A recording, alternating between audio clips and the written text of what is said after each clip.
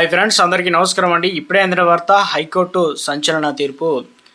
ఇక ఆస్తులకు సంబంధించి, స్థిరాస్తి హక్కులకు సంబంధించి వివరాలు ఏంటనేది ఈ వీడియోలో తెలుసుకుందామండి. వీడియోని చివరి వరకు చూడండి, అర్థమవుతుంది. మొదటిసారి ఛానల్ వస్తే తప్పకుండా సబ్స్క్రైబ్ చేసుకోండి. చూస్తున్నారు లైక్ చేయడం మర్చిపోతున్నారు, వెంటనే లైక్ చేయండి. సో వీడియోలోకి వెళ్ళినట్లయితే, ముఖ్యంగా స్థిర ఆస్తి అనగా ఆస్తులకు సంబంధించి హక్కుల గురించి సంవత్సరాల తరబడి పట్టించుకోకుండా తీరుబడిగా కొత్త కారణాలతో పూర్వీకుల ఆస్తులపై హక్కులు ఉన్నాయంటూ దావా వేయడానికి హైకోర్టు తప్పు పట్టిందనమాట.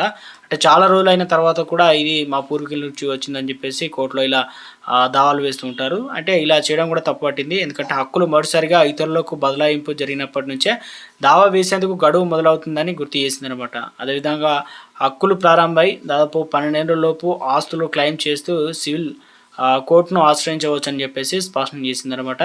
సో 1967 నాటికి ఆస్తి వివాదంలో గతంలో లావాదేవీల పత్రాల గురించి ప్రస్తావించకుండా 2020 నాటి లావాదేవీల ఆధారంగా ప్రైవేట్ వ్యక్తులు హక్కులు కోరడం చెల్లదని కూడా తేల్చి చెప్పడం జరిగిందనమాట.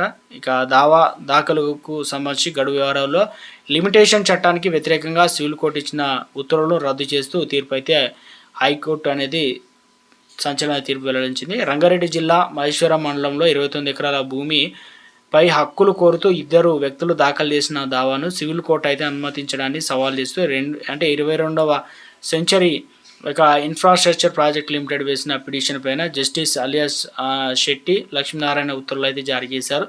1967 నుంచి భూమికి సంబంధించిన లావాదేవీలు జరుగుతున్నాయని, వాటన్నిటిని ప్రస్తావించకుండా 2020 నాటి లావాదేవీల ఆధారంగా హక్కులు కోరడాన్ని కూడా తప్పుపట్టారు. ఎందుకంటే అప్పటి నుంచి జరుగుతుంది కాబట్టి ఆ సమయం నుండి మీరు అంత టైం తీసుకోకూడదనే విధంగా ఇక్కడ ఇచ్చారనమాట.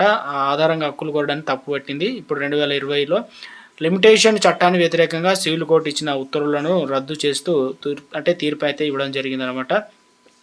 ఇక ఎందుకంటే తమదే అని చెప్పేసి పూర్వీకులను వచ్చిందని చెప్పేసి 12 ఏళ్ల తర్వాత నుంచి తీసుకోవచ్చు అనే విధంగా స్థిరాస్తి పైన దానిపైన కొనుగోలు అమ్మకాలు అన్నీ జరుగుతూ ఉన్నాయి కాబట్టి, సో అప్పటి నుంచి జరిగినప్పుడు ఇప్పుడు మరి 12 ఏళ్ల తర్వాత దాఖలు చేయడం అన్నీ కూడా హైకోర్టు అనేది స్థిరాస్తి పైన కూడా కోర్టు అనేది హైకోర్టు అనేది చెల్లదనే విధంగా సంచలన తీర్పు అయితే ఇవ్వడం అయితే జరిగిందండి.